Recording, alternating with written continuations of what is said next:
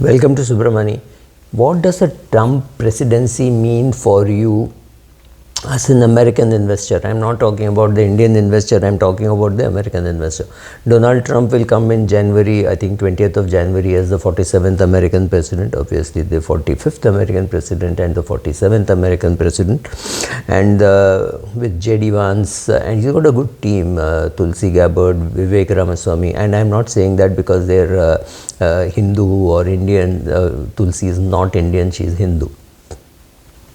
I'm saying this because he's put together a good team which has at least two potential or three potential future presidents, right? So he's put together a team which is going to put together Elon Musk and Vivek Ramaswamy to cut government expenditure. And who better than Elon Musk, who cut 80% of the staff at Twitter, or then called it X, right? So what could be the implications that you could have? First of all, the failed assassination attempt is such a thought that he could have been gone. For that 1 second turn of the head, he could have been gone. That's it. Life is so fragile, but God had different plans for him.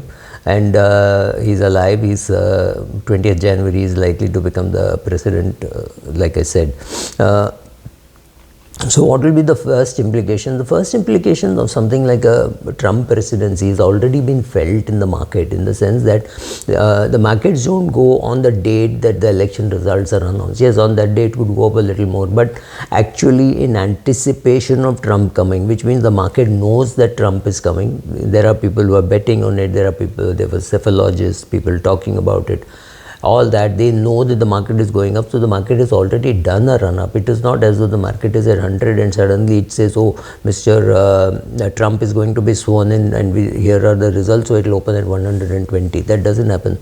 It would have already gone from 100 to 101, 102, 103, gradually gone to something like 125 maybe, and it deserves 120. So the day actually you know that President Trump is coming, you go and sell because the market has already gone ahead, right? So that is what you do. And retail is wondering, retail investors are wondering, why is the market going down when they know that Trump is coming? No, Trump is coming, you just got the confirmation. Now on confirmation you actually do sell. But yes, the market going up has already happened, and there is always this fear that in the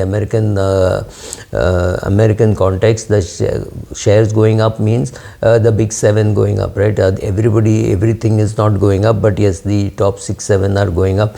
Is it good for them or bad for them? I think Trump is going to be a little more pro-business, but Biden was willing to take more action against big companies, right? So antitrust moves were better under Biden, but still all these people were big donors to Biden.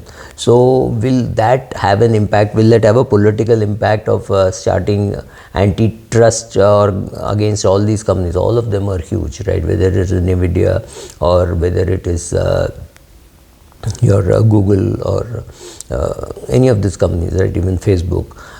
If the government decides that these people are interfering too much, but of course nothing like that is going to happen to X because you already have Elon Musk sitting there, right? So tech giants and I think monopolists will benefit, big will get bigger. So they may be better off under Trump, except for the fact that Trump knows that these are the big contributors to the Democrats. So what action he's going to take among that against them, we don't know. Knowing Trump, there will be something which says real estate is good, but with real estate you have to be careful where you are buying. Right now the real estate market is also pumped up, so if you are not sure about your future income, don't go don't borrow money and buy real estate. That's not what I'm selling. What I'm saying is, don't at least sell.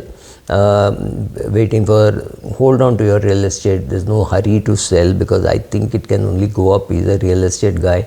He's also a businessman, so he knows what is good for him. He'll be practical about what is good for him and what is good for US, right?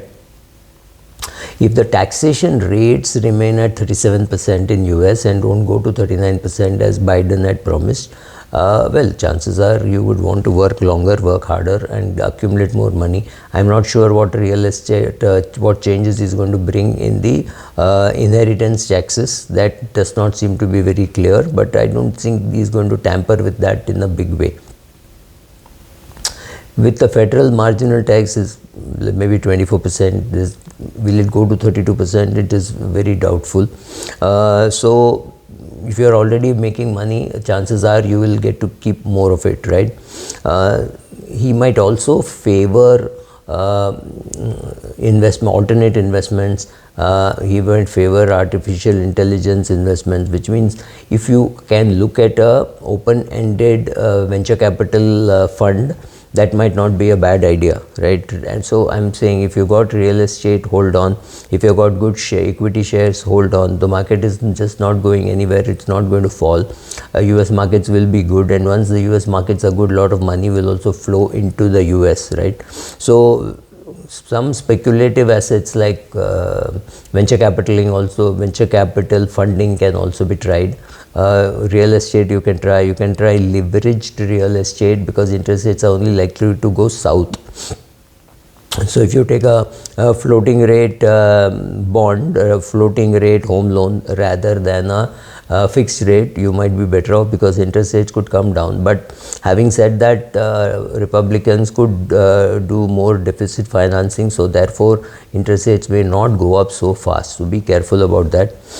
Increase your asset allocation to a little more risky kind of investments, like I said, private equity funding. Cash is going to be an underperformer even as short as 6 months or 3 months, right? So be careful, don't sit in too much of cash. We are not very used to it, and suddenly you will find that you're buying at prices worse than what you had sold. So don't do that. Like India, Trump will also be a big proponent of Buy America, Make America Stronger. So if you have to invest in those companies which are in US, making for the US markets, chances are that those companies will do better than those companies which are abroad, which are thriving on selling in the US market, right? So be careful about that. I am not very confident that that Trump administration is going to bring down inflation by too much. So if inflation does not come down, then your interest rates will stay there. So therefore, there's not going to be great appreciation in your gilt portfolio. But having said that, your gilt yields are still very attractive, right? So largely some of these things, it's what has happened under Trump. But also remember, while all this is happening on one side, if the war stops, then the war mongering companies with their deep state would try to throw Trump out, which they can't for 4 years. But after that, he's definitely not coming back.